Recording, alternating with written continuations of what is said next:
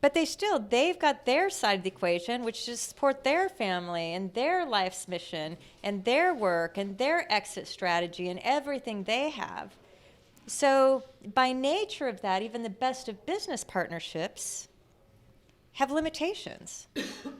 So, when Gary and I are a business partnership in life, we're always aligned. We're working towards the exact same ambition, agenda, peak, life mission, destinations, experiences, conversations. And so part of the velocity of the money that we're talking about is that when you and your partner or your spouse are in these conversations, the velocity is so much more powerful because you're completely aligned. It's not just one partner that's more or less responsible for the money making or the bookkeeping. It's true raw power. And that's on the money side. Then you just take the power piece. Like either one, Gary and I, like many of you, I mean, we're pretty strong individually. I did most of the speaking, but Gary's pretty darn impressive on his own. And in front of his audiences, he holds my role with his audiences. Those of you in the real estate industry know his power and his expertise on the real estate side. And so either one of us individually, I mean, we're decent, we're pretty, I mean, can lead and do things. But any one of us at our best individually are nothing compared to the two of us together. And there are people, there's clearly a lot more people that are more powerful than we are. But most aren't because we're always aligned. And we're always aligned that you can't take us down. And we kind of have an army behind us too. So it's just, we're so solid in so many ways. And that's the power of partnership, especially beyond raising kids. And so our business conversations, our life, our kids, our concerns, everything is organized around the life by design, the 7 F words that we're producing together. And then it just keeps life interesting and fun. You know, you guys are traveling. I mean, you guys, actually, we envy the two of you because we're like, now where are they on vacation? Oh my God. Okay. We're like, oh, we're not doing, they're figured out something we haven't figured out yet. But it's all built in the 2 pieces, really. It's the aligned ambition, like where you really are moving towards the same destination that you've co-invented. So it's a life by co-invention. And it feels safer, it feels more secure. Our marriage has a purpose. So we're in purpose together, we're co-inventing together. We have fun together, we're creating experiences together, but it's all aligned. Like, sometimes we have our moments, but otherwise everything is, we're just so aligned, and it's like, okay, that's great, I support that, how are we going to get there? And it's always like, great, sounds good.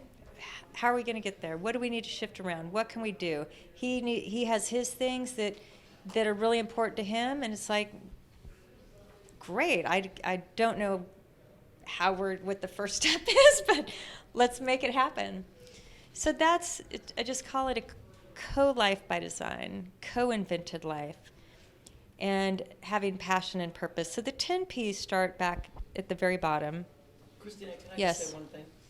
Because I think sometimes people might hear that as though, all of the goals, at least I know for Paul and I, that all of my goals are his goals and all of his goals are my goals. And at least the way that I know you two is that may not necessarily be the case, but because of the partnership and the love and the honoring and the cherishing, it almost, although you may not share the same goal, that specific one, it's equally as important only in the fact to support the other. Like I can explain it a little bit more on Paul's side, that he has some things that are important to him. They're not important to me, but because they're important to him, and then that creates more of an alignment. I'm not sure Yeah, I'm no, not no, articulating absolutely. that Yeah, well, it's but- certainly, we certainly don't have every single same goal. Like, Yeah. we're not attached at the hip and, you know, Is it's, that to hold the other's concern as if they Yeah. were your own? Yeah. Exactly. I mean, it just seems like it makes an even more powerful couple. yeah, exactly. Well, that is part of it, is that, and I know that's why you all have such a successful marriage is, you know, he's out skiing, doing what he's loving, and you're doing what you're doing, and it's like, that's great. It's, you know, I want Paul to be happy. I want Margaret to be happy. Yeah. And you see that. I mean, I see that in the virtue of your marriage all the time. By the way, everybody comes up to me and says, that Margaret and Paul, that Margaret and Paul. I love those two. So, Some say that Paul and Margaret, that just. yeah. Oh. I heard it, but I only heard that I twice. appreciate that self-concession. Liar. Actually, he's only heard it once, but He's trying to make you feel better. That Paul and Margaret. I need it. But it starts at the bottom, which is the promises piece. So the 10 Ps, and some of you have heard this before. But it's starting with the promises, and that's what Margaret's referring to. And this is something I did learn from Toby. And I like to tell this story for just a few of you, those of you that were in the IG network. So when I was single, I did the marriage workshop or whatever. So anyway, the whole marriage thing was just for married couples, and I was like the single that showed up.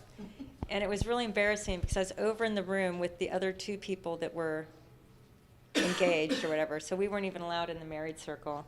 But anyway, I'd had such a bad failed marriage that I wanted to at least go to this marriage workshop to try to figure out, okay, is there any sort of secret to having a good marriage? Because mine was awful, and I thought I never wanted to be married again because it was so bad. And it, you know, made me broke too. So I go to this marriage workshop with Toby, and it was probably some of the best, quote, Toby advice I ever got. Because in the marriage workshop, what he did share, and this comes from his lineage, and actually I think it came from his wife, is that vows, and especially those that are considering that are engaged, that culturally there's vows that are, we say them, that are part of the ritual or the tradition, that we say these vows in front of the people that get together. But they're written and or they're just recited because that's part of the tradition. But they're not meant. Meaning, we say these vows and they're not truly vows. And so that's one thing I brought from Toby, that even when Gary and I got married, the vows that he read last night were those that I wrote to myself as a promise to him. And I guess I did want to ask you, how have I done on those vows? I'd say pretty solid. But what Toby shared with us is that the vows are to love, honor, and cherish. And that's great, those are words, but what does love mean? What's y'all's definition for love? I don't want to cheat. Mm-hmm. Yeah. But no, I don't want to cheat because I think I. Okay, you know it, got it. Well, okay. He loves you, he's not cheating on you. Robin, you're okay. Yeah. That's funny. I think the point is that if you are in the Aji discourse, you can't answer. Yeah. Yeah. Okay, so you can't cheat. Damn straight you can't cheat. Oh, that's really funny. So what does love mean?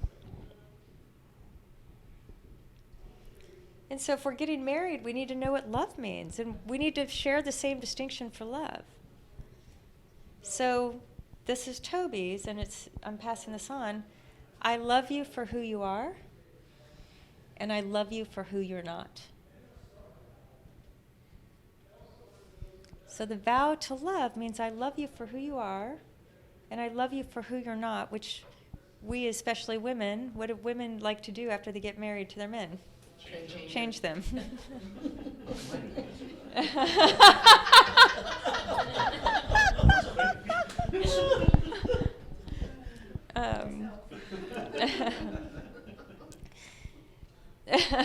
So, do I love you for who you are? I love you for who you're not.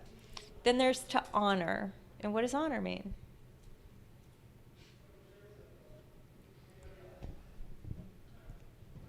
Brian? To hold in high regard. Yeah. So to honor means to hold in high regard. And I think it's such a pillar of a marriage because I know for sure that Gary holds me in high regard. And I'm a pain in the ass. I really don't know how he puts up with me, but he does. And I just know that he loves me for who I am. I drive him crazy, and he still loves me for who I'm not. And he holds me in such high regard. That is there anybody else we really want? I mean, do we care about all these people out there we're trying to impress and all the rigmarole? If our own spouse doesn't hold us in high regard? So many times we get married and then the regard goes down or whatever, we try to change. But to honor is you hold your spouse in high regard. I think it's that unconditional love. Mhm. I mean, you say you have it for your kids because that's, as a parent, you do. But I even think it's the unconditional. They can do something stupid, or you can get angry, or you could be upset, but you always know, like you said, they have your back, which is huge. Yeah, absolutely. Yeah, they have your back. And then cherish. What is cherish? I vow to love, honor, and cherish you. I think something you cherish, you take such careful care of. It's like you're holding it in your hand. It's Yes. so precious to you. That's so well said. It's exactly that. I hold your concerns just like I hold my own concerns. So I cherish you. I hold your concerns delicately. You're so important to me. And I know this is fragile, that we do. Like we cherish things. It's almost like it's very fragile and gentle. And our marriages are fragile. And we don't treat them as though they are. They can be very fragile, especially in the early years. So yes, to love, honor, and cherish. And we have this rule that, we argue, but the rule is you never fight below the belt because those words you can never take back. Yeah, and that's been a rule since we first got married. And he might have had one below the belt to me, and I might have had one below the belt to him, but we've done pretty well since our marriage. We both realized, no, never again. But yeah, we've had our heated knockdown dragouts like everyone, but maybe other than one time, there's never been a below the belt, ever. And there's never below the belt because that's part of the vows, and there's never below the belt because we're still that ambition going to the same place. Like even when we're screaming it out, it's all for the sake of what we want together. It's not for the sake of me getting my way and his getting his way and one winning and prove the other wrong or whatever. We're fighting, we're taking a stand and we're fighting for what we believe in, but only because we think it's the good way to get to where we both want to go. And I think that's the difference. And we don't want to hurt each other. That's part of the love, honor, cherish is a desire not to hurt the other person because love is fragile, marriage is fragile, our feelings are fragile. So it's taking care. The philosophies piece is as a partnership, what do we believe? What are our philosophies? Leave it to Tamara to be the loud one. But what do we believe in? And what is our money philosophy, for example? What are our 7 F words? That's our philosophy, a lot of our framework for our philosophy. But what do we believe as a couple? We can have our own beliefs too, but as an entity, as a partnership, what do we believe? If you have a business partnership with 2 different sets of values and beliefs, it's going to be a pretty rough business partnership. So same with our marriage, partnership. The psychologies is we need to address our psychology. I had a conversation, I'll leave him nameless, but he was in the Aji network with us, and he wanted to be here, but they were out of town. And he was sharing a story with me. He said, Christina, I've been married for 28 years. And he said, when the kids were gone, we lost our purpose. We didn't know what our purpose was anymore. And we've been struggling for many years. And he said, I hadn't figured out why. And he said, we went to this program that's called the Meadows. And it's a place where they do psychological work. It's in Wickenburg, Arizona. And it's for people that have had some sort of mental break typically. And they hadn't had that, but their marriage was falling apart after 28 years.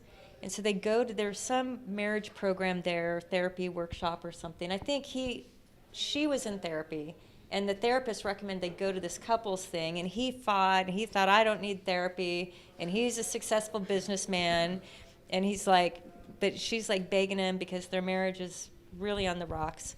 So they go to the Meadows, and they do this work, and he said, Christina, I didn't realize that I'd brought all this unresolved childhood bullshit to my marriage. And that was a big part of this breaking up. And he said, we've done this somatic therapy, and we've worked with, and he said, we did marriage therapy for so many years, and it was so ridiculous, and I just got to hate the therapy, the psychological industry, and so on and so forth. And he said, but we worked with this, and we worked together in somatic therapy. I did all this cleanup. I was able to resolve my own issues, and now we're in this total new space for our marriage. And he said, we still have some cleanup, and she did her thing, but it wasn't about trying to fix the marriage and therapy the marriage. It's about looking at what was wrong with ourselves and the baggage the unresolved baggage we'd never brought, cleaned up, and bringing that to our marriage. So it's addressing our psychologies and being vulnerable and cleaning it up as part of honoring our marriage, is cleaning our own baggage up, our own bullshit, as much as we can. Life's a journey, but the more we clean that up, the better off we are for our spouse.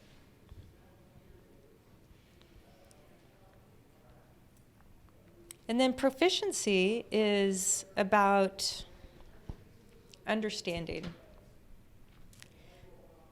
So what's really hard to succeed in a marriage is when there's different proficiencies and sort of beliefs. And so if one partner, for example, wants to be really healthy and the other one doesn't, is it hard for the one person to be healthy?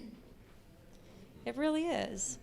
And you know me, I'm on a journey. I'm always evolving, and poor Gary, because he is like, sure, babe, whatever you want.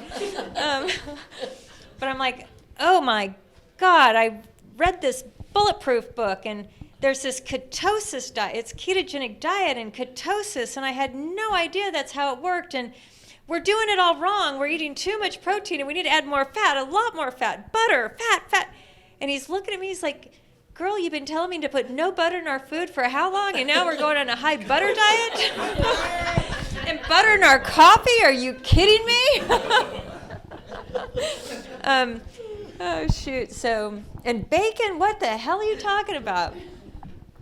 By the way, this is coming from a woman who has been a pescatarian since college. And as soon as she learned these different proficiencies, I mean, things change. And then Gary's the cook, so it didn't affect me a lot, other than our diet was changing. We had to go clean all the cookbooks and freaking start over. And anyway, and he's like, "All right, babe, let's go for it." Anyway, but it's being on the same page with a certain understanding and learning together, or at least believing in the other, so you're going together. And especially on the money side, what happens with money is one partner is really responsible for the money. And it's a tough thing for marriage. And especially for, women in marriages many times do maybe write out the checks out of the checkbook, for old checks or whatever. But, I always give this a lot to the women. Like, women, we need to own the money conversation. Be right there with our spouse. Be engaged in this. Ask questions. Want to know as much as they do. Be partners in their business, our business, our jobs, our salaries. But to be in these conversations, to step up. Not be afraid of the money thing. Own it with our spouses and be good at it. We as women need to be good with money. And so there, yes. What if our wife already runs circles around? Yeah, well, there you go. And those words apply to us. Yeah. I'm sure you bring something. We're still trying to figure that out. Totally. He's saying that just to be funny, but it's. But you guys are totally in this together. Amazing. Yeah. He's fantastic. Yeah. But yeah. But the proficiency means a similar understanding, being in a philosophy of care with money, to have the same psychology with money, especially with money. We need to get over those money hang-ups. We need to clean up that money baggage we inherited from our childhood. We need to clean it up because it gets in the way of marriage. And if you fight about money all the time, your marriage is really tough. And one of the best ways to avoid that is to clean your own stuff up, but then be on the same page with your spouse.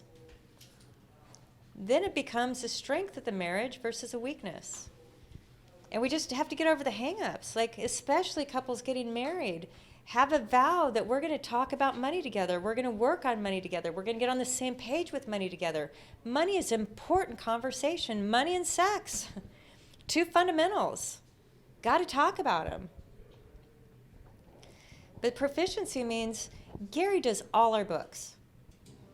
He does it all in QuickBooks. He has these whiz-bang spreadsheets and all this crazy stuff. I teach money. I understand the fundamentals. I'm a creator. I'm the strategist. I do my pieces. I build the things. Gary and I talk about it. We experiment. We try things. We figure out what works and doesn't work. I come. I learn. We put more in. But I don't even touch the books. I wouldn't know how to open the books. Now, I ask for reports all the time. I'm always asking for the reports. Well, what about this report? And I know the questions to ask, but I do not know the password. I do, but you know what I mean. It's not one of the keywords. Yeah, the password. So we have different proficiencies in the sense that he does all the books, he moves all the money, he sweeps all the accounts, he meets with our bankers. I meet with Jim Clark, our He CPA. meets with Jim Clark. I've never even had a conversation with Jim Clark. Now, he gets asked a lot of questions that come from me. Make no mistake. I'm like, ask Jim, this. Christina needs this answer right now. But Gary's who talks to Jim. And then we talk about it and that sort of thing. So it's not like we're total commingled and we're duplicating the same thing. He has his role and I have mine. But we're very organized and strategic about it, and our conversations and reports or whatever working together. So we each have our roles, but we have an equal proficiency, meaning a basic understanding and agreement of how we're going to work the money. The purpose is the purpose of our marriage. And we get into these marriages and we don't have a purpose of the marriage. The default purpose is what? Kids. Raising kids. It could be. Some people do get married just for kids. And if that's the purpose of the marriage is for the kids, then by all means. But what happens is we enter into marriages without creating a purpose or co-creating a purpose. It defaults to the kids because you have to organize around the kids' concerns. But the marriage is left purposeless, other than raising children. And so if your marriage doesn't have a purpose, or you're thinking about marriage, have a purpose. What's the purpose of our getting married? You and me. It's not me and somebody else. It's not you and somebody else. It's you and us. We're choosing each other. For some reason, good reason, I hope. So what is the purpose? What's the purpose of us? I can have the me purpose, but what's the us purpose? Because we're a special force, a special something in the community, in the universe, in the world. The us is different than the me. How we show up. I show up individually all the time at places, and I'm me. He shows up individually all the places without me, and he's him. But when we show up together at certain places, we're us. And we know we're an us.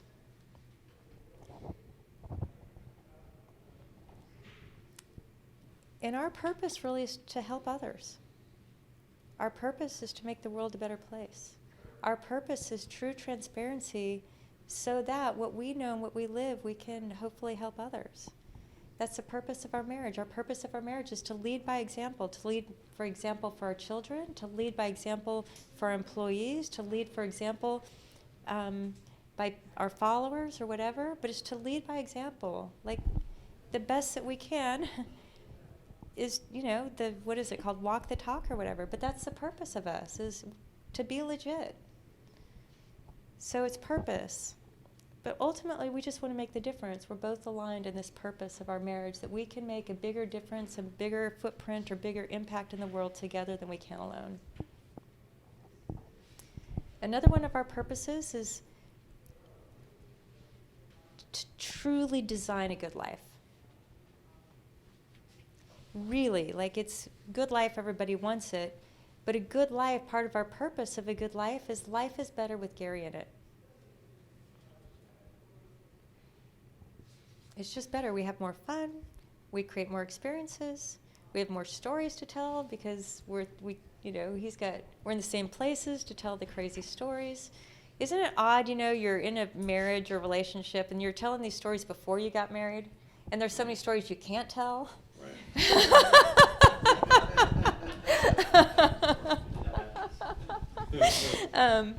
But you're trying to tell these stories, and the spouse is like, so what? I wasn't there. I mean, there's some good ones or whatever. But the best stories are the ones you create together. And those are the legacy. Those are the stories we get to tell our children and grandchildren. And those are the ones they will care about.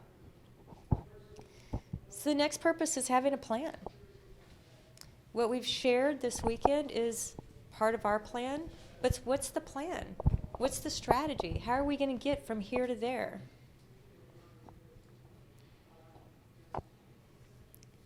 One plan used to be the Capital at Work plan when I studied with Toby. It's not the Capital at Work plan anymore. It's a different plan. It's a different strategy, and we're in that plan together. And what are our plans? That's like part of our annual retreat. It's like we've already got the next year set up before the last year ends. Now, does it go exactly according to plan? No. We do projections, and that business we thought would do really well, or those income streams, those cash flow streams, and those probably wouldn't do so well. And what happens? The exact opposite. But at the end of the day, we've planned it, and the money pretty much shapes up the way we thought it would, but totally differently than we thought it would.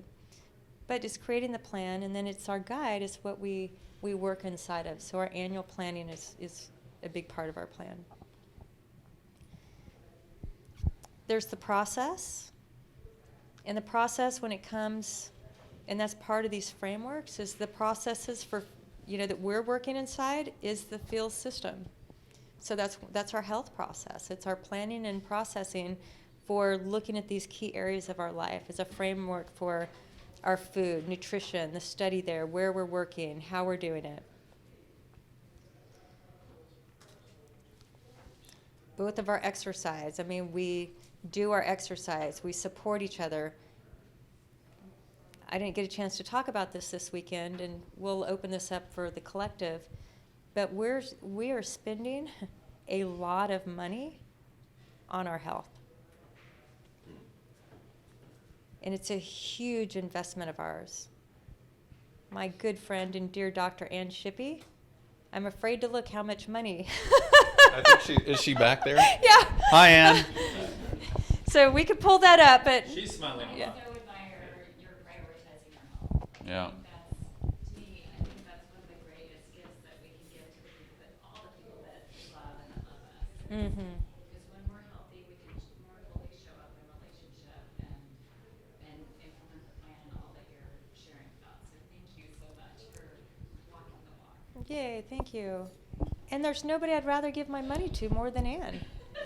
You know, I mean, seriously, as an investment, when we're looking at it, my health, Gary's health, and our children's health there's nothing more important.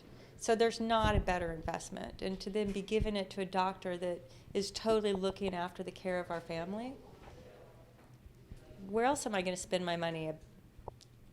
What's a better investment? I don't know. But yeah, the plan for our investment in our health is a big part of our plan and a big part of our process, the exercise. So, and, she certainly is on our payroll pretty much. But also our exercise, as far as, we have trainers, we have people that work us. I'm always into this alternative. I have us into electrical shock therapy treatment and ARCS muscle resistance training and all these new technologies. But it's an investment. The trainers are, $150 an hour or something crazy, and we both go there. Now we bring our daughter there, but it's an investment, and it's part of it. Why? Because it feels like we've got to let's figure out this exercise thing. Obviously, the energy, the environment. The more I learn about exosome and environment and how our bodies really do couple to the environments in this whole even happiness equation, is that I'm just becoming very much a creator of my environment, my space. And so I knew, for example, for creativity and for life design, I wanted my work to come to me versus me going to my work. It was a big part of it. And I wanted to be able to be inspired by nature every day when I wake up. And I knew I wanted to create a special space for work that I didn't have to commute. So I was starting to shape all this in my mind and start to design in my mind and visualization of what does this space look like, this environment. And I thought it was a fantasy, because I'm thinking, I'm not sure such a thing exists, what I'm really looking for. And then do you want to tell the story of this house? So the previous owner of this home was the parents of a good friend of Christina's, an attorney here in town, and a client of ours. And so he let Christina know that his parents were looking to sell their house and downsize. And so we sent one of our agents out on the appointment to go over everything and get the process started. Well, she lost the business. Like, we didn't even earn that business. And then one day, We didn't get the listing. Yeah, they were not our clients. Mm-hmm. And but this friend, Samer Zabani, yeah. So Samer calls Christina one day and says, "Hey, they're going with this other realtor." And Christina's like, "Well, that's interesting. That realtor, Christina actually trained in the business, so it's kind of like by proxy, we got the business." But and he said, "Would you guys go take a look at the house and just tell us, just make me feel better. Take a look at it. Tell us if we priced it right." So we walk in this house, and Christina instantly lit up, and she's like, "I thought we were just coming here to make a professional assessment. We actually came here because we're going to buy this." And she envisioned everything that you see here. This was a 10-month remodel that we did not live in, thank goodness. But she has created this entire space. And she's created it in such a way that I enjoy being here. I've never enjoyed going home. It's like, it's not been a place where I'm like, oh, I can't wait to go home. Here, I can't wait to go home. I don't want to leave. And that is what she has created here. She is the creator. She's the inventor, and I execute. Yeah, that's how our marriage works. But it's just creating the environment and the space and visualizing that, being very intentional about space, environment, and making the investment another place for investment. And then Gary, of course, this is such an example of our marriage. We come over, it's supposed to be a 5-minute walk in, walk out. I was just doing my friend a favor, because he said, basically what he said is like, I'm going with this other, my parents went with this other realtor, and I don't trust anybody in the real estate business but you. So would you please do me a favor and just go over and take a look and just make sure she priced it right and I'm like, oh my God, like really? Okay, only for Sammer, but anyway, oh, it's raining. But I'm like thinking I didn't want to do it. Gary and I were on our way out of town, and I said, babe, just 5 minutes. I'll be in and out of the house 5 minutes. We just need to drive We were over to the leaving house town for a quarterly retreat. for a quarterly treat. I just need to walk in because I promised Sammer I have to keep my word, so I'll be out in the car in 5 minutes. Well, like 20 minutes later, he finally comes in the house, and he finds me somewhere, and he looks at me, he's like, we're buying a house, aren't we? I'm like, I can see him say that too.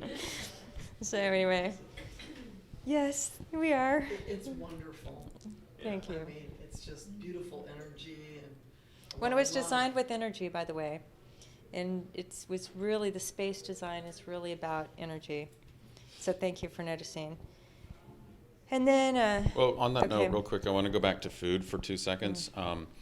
One thing that we learned from this wonderful woman when we were at this conference in Turks and Caicos is she has a personal chef, and she's had to stop having a personal chef because she said the food didn't taste good. And talk about energy, she said, when I make the food, I make it full of love. And it tastes better. She believes that it actually nourishes your body completely differently. And I was like, yeah. But what's interesting is Christina can tell when I'm cooking and when she takes a bite if I'm in a shitty mood, because she's like, this food is really not very good. But that goes back to the food and the energy as well. So lesson is, if you're in a bad mood, reset your mood before you start cooking, because you transfer that to your food. You did with love. You know, I just want to share one other thing too, and that is that I have a beautiful, we call her sister-in-law instead of sister-in-law, and she's a weaver. And so I asked her if she would make me these napkins, and they're hand woven by her and then sewn. And I swear the food's better. I know the table's more beautiful, but the food is better. Because of that. Yeah, I know. It Well, our sounds food's better crazy. on our Italian homemade plates. Yes. Exactly. Yeah. And then, so the field system is a framework that we use, a process that we use as a guide, obviously the 7 F words, and then the cash flow method and the different things that I talked today. But the bucketing, we do the bucketing as I teach it. So that's a process. And then our balancing, the way I teach it is exactly what we're doing. But we have these processes, we have these workflows that we agree on. Then we turn that into practice. So some of our practices are, obviously we do our quarterly retreats, big one being the annual retreat. We do at least a 3-week vacation every year now. And we have a practice, we talk about our money once a week. And several days a week, first thing we get up, we go through our list together. Hey, I'm working on this. I'm working on that. Oh my gosh, could you ask so-and-so this? Could you ask so-and-so that? So just lots of mini practices, but it's the practice of the marriage versus just default and strategic. The pact is, one of the pacts is no fighting below the belt, ever. And then the pact is that we're going to follow the process. We're going to be doing each of our roles, and we're going to be in good moods about it. And then the final piece is a partnership piece, is getting to that pinnacle where it really is a partnership. It's in life together. We're each other's best friends, and we're each other's business partners and life partners, and different moments of the day as different roles, and then experiencing life together. And then with the goal is to do that with other power couples, because couples are just such great energy, and there's just a beauty to virtuous couples. And there's freedom and fun and community and meaning. And so it's all get to the place that we call the power couple, which the power couple really is having each other's back. where you know the rest of the world can be conspiring against you. But you have that one person in the world, like we're in this together, Thelma and Louise sort of thing. Like, if we're going off together. And this is how Gary and I have organized our marriage, and we're in this, and it keeps getting better. And we've grown a lot. We've gone through a complete financial crash of the subprime, so the whole money thing. We've gone through sickness together. We've gone through lots of parents' issues and, all the stuff that everybody goes through, but we're always aligned, and we just keep getting stronger. So it's like those vases with a lot of cracks that, we don't break.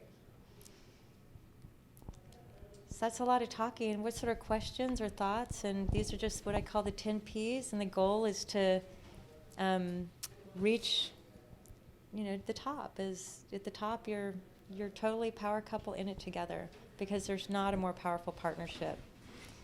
And the co-life by design, the co-inventing. Fernando talks a lot. When I had dinner with him, that was his big thing, is he talks about inventing, Christina. People need to understand you invent the future. You're either a rule follower and you do what you're told and what you're supposed to do and what culture tells you to do, or you invent the future. People don't know how to invent their futures. He said, when you're too busy, you cannot invent your future. So it's, using his words, we invent our future. We put plans and strategies, but then the goal is to co-invent. That's what keeps us on the same page. That's where marriage gets deeper over time versus it starts to lose its strength, especially when the kids are gone. And it's great when we all have our breaking moments, is to know when your spouse will just put their arms right around you and like, it's okay, honey, I don't know how, but we're gonna make this through it. We're gonna make it through this. And that's security and safety, that as human beings, that's Maslow's hierarchy of needs, is the reason why we team up is because it's safer. When we have a good marriage, there's a security and safety there that makes life easier. Or, how many people have had failed marriages like I have? Anybody else? So, yeah, a few of us? Yeah. You're just the outperformer, right? Very competitive. So don't change. But I've had both sides of the equation, is that, I've obviously been single. We've all been single in times of our life, and knowing what that is. But I've had a really bad marriage. And anybody that's been in a terrible marriage, life sucks when you're in a bad marriage. It's suffering and grueling every single day. And you try to stand for the kids, you make it work social, whatever the thing is, but it's brutal. And you almost forget how life is supposed to feel better because you kind of get used to that amount of suffering. But life sucks in a bad marriage. So much so that I really thought I would never want to get married again. But finding the right partner then, life is better. It's far better being single than being in a bad marriage. Leaps and bounds. But being in a great marriage is so more awesome than being single, than being in a bad marriage. But, so anyway, being on both sides, it's like, wow, the comparison causes me even to appreciate Gary that much more. That if there's anything good that came out of divorce besides children, is to really be able to appreciate what I've got. So what do you have to add? I think you said it all. Surprise, surprise. But Gary, that's the way our marriage works, is I'm the inventor, creator, and... Oh, I was going to Yeah. add to that. Yeah. One thing that we're also very clear on is what our roles in our relationship are. And she is the inventor, and she is the creator, and I give her space to do that. and I am the get shit doneer. And she gets out of my way when I'm doing that. But we also have a lot of different requirements in our life. Like Christina has this need to take a trip with Macy once a year for their mother-daughter trip. And, she says, gosh, I think I want to do this. 2 seconds later, I'm online booking a flight for them, because if it's important to her, it's really important to me, and I'm kicking her out the door. And, my very closest friend is Abbott, and he lives in Duluth, Minnesota. And she knows that Gary has to have his annual ski trip with Abbott. It's just a requirement. And so she's like, when are you going to do that? You need to go. Where are y'all going? Get it done. And so I think that understanding what each other's roles are and the strengths, and feeding that, and not trying to control it is a really powerful thing in our marriage. Yeah, no control. And the trust piece, of course, that's the fabric woven all the way in.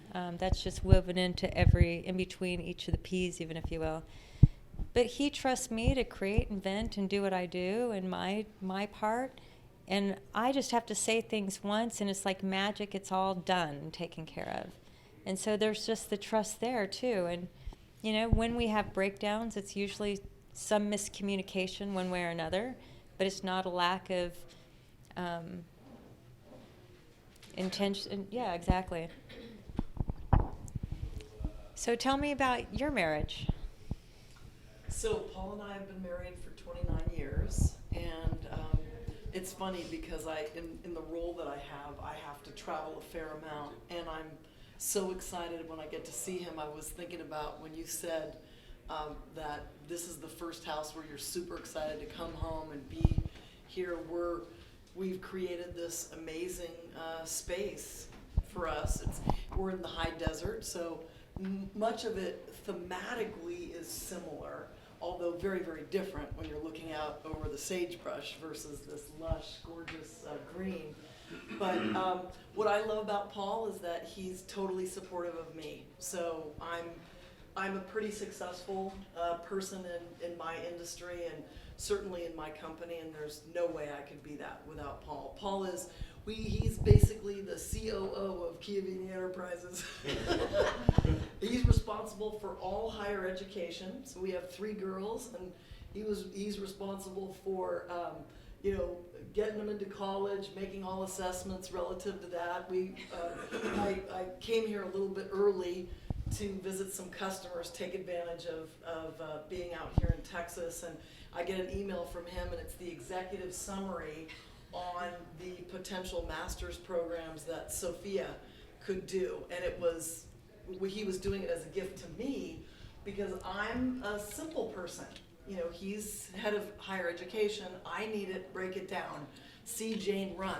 So it was, take all these complicated things and make it easy for me to understand. So I appreciate so much about him, and he's sort of the general, he's Italian, so we call him the consigliere. He's responsible for reading all contracts, letting me know, what can I sign, what can't I sign, how do I stay out of jail. That's my main part. And then there's a big running joke because I'm 53, so, and I promise I'll keep this really short, but it's funny, I think you'll be glad I told you. So as I was starting to go into menopause, I was sitting in the front seat of the car. Paul did most of the driving.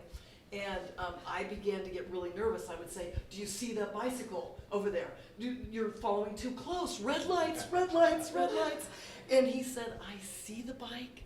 I see the red lights. But I was doing it to our daughters when I was in, Mom, I know how to drive. So then I realized the problem was me. So I put myself in timeout in the back seat. And now I live in the back seat.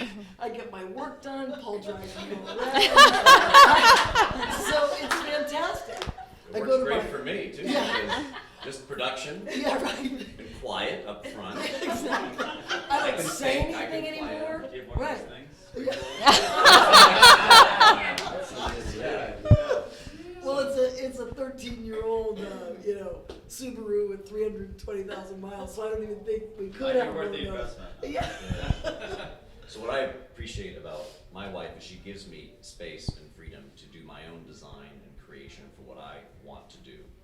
And as long as it's sort of a similar role to you, is I get the stuff done. And if I get it done and I create time and space, then that is sort of like a reinvestment in my own time and space to create what I want to create, or read what I want to read, or engage the world in the way that I want to engage. So if not for her, I wouldn't be able to do that. I'd be back to the hustle that I lived for so long. So, thank you. I adore you. 29 years old, that's awesome. That's awesome. Oh, she's so cute. I do have to say something on executive summary. So, the men's retreat that I organized for the collective this year, Paul you guys live, 20 minutes from where we went, or Maybe 40 more like or 45 whatever, minutes, something but like close, that. really close. And Paul daily was giving us executive summaries on the snow.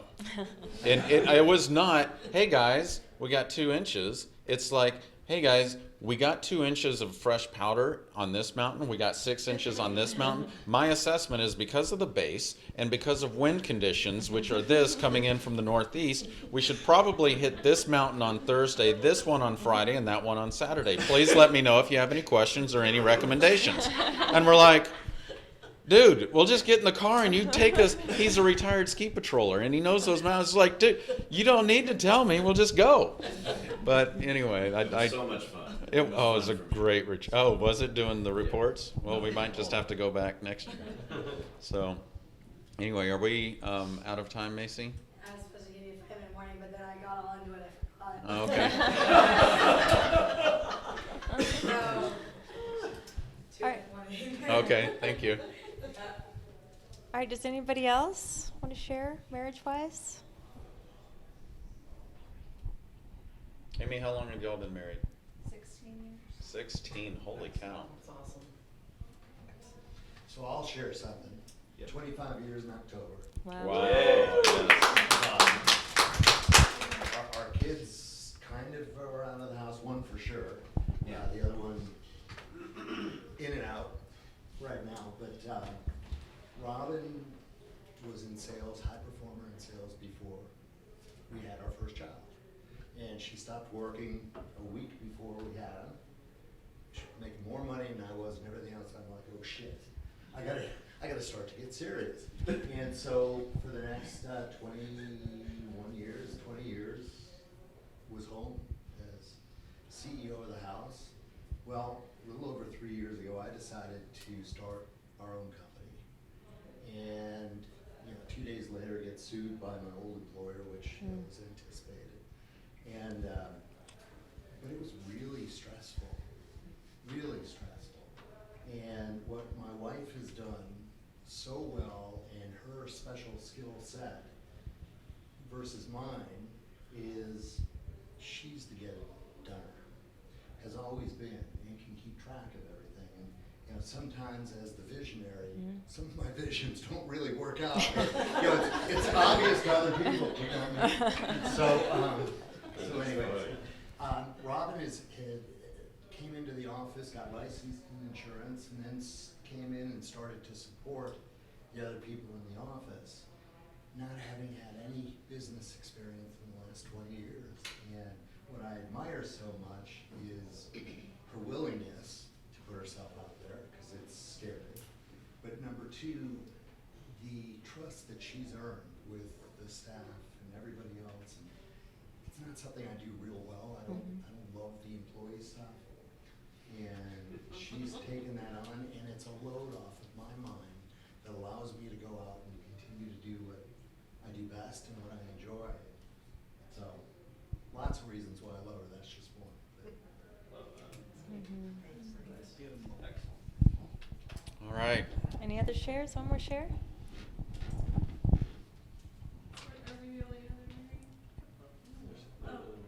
Yeah, sure. Well, we've been married 5 years.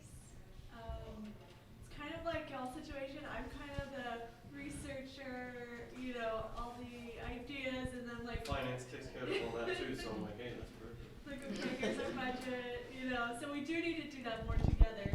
But he lets me do it, you know, he doesn't, I mean, what's your input on that, like?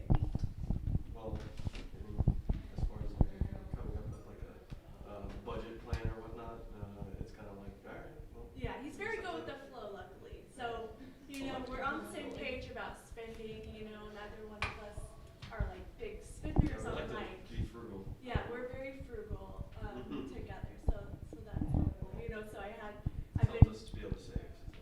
exactly, which allowed us to be able to move to Arizona together, you know, just like for fun, like literally we fell in love with the area and we just moved out there last October on like a new life journey, you know. So, and he was totally And it wasn't to get supportive. away from family, but we did kind of unexpectedly enjoy that. Yeah, I'm like, I don't think I can move next to our families anymore. No, they're great, but it's nice. I mean, it's just like us. It's been great for our marriage. It feels like a retreat, you know, kind of almost. And we're more outdoorsy, exploring, you know. So it's been really cool. I mean, there's definitely things to work on, you know, like with any marriage probably, but I think we're doing really, I really think it well. opened up the lines for communication, which Yeah, being able to be together. and he's been really supportive. You know, I kind of dragged him here with me. He didn't really know what to expect because I've been following y'all, and so you know, he was just completely on board, and so I really appreciate that. So. That's such a, I mean, that really is the point, is that good marriages, like the spouses, I mean, we just see it so much, is that, you know, now with both of our businesses, but lots of, you know, followers and people writing in and telling stories and asking questions. I mean, I get hundreds and hundreds of emails in a given month now that we, you know, we've kind of built a brand nationally and so on and so forth. And the number of people that say, man, Christina, I really want to do that, but I can't get my spouse on board. It's another thing. I'm like, man, that's just such a shame that something that's so important to this individual, and they know it would probably be the best thing for their family to come here, invest in a course, do a free webinar, whatever it is, but they can't get their spouse to do it. And so that's, I mean, you just made the point. It's like, you know, when your spouse and you're on the same page, you have a good marriage, it's like, honey, if it's important to you, let's go do it. We'll figure it out. And I think that kind of sums it all up, is exactly that. So thank you. All right, y'all. Thanks for listening. And what we want to do is to be around other amazing couples as we build our life together. So it's a real honor to spend time with you. Thank you.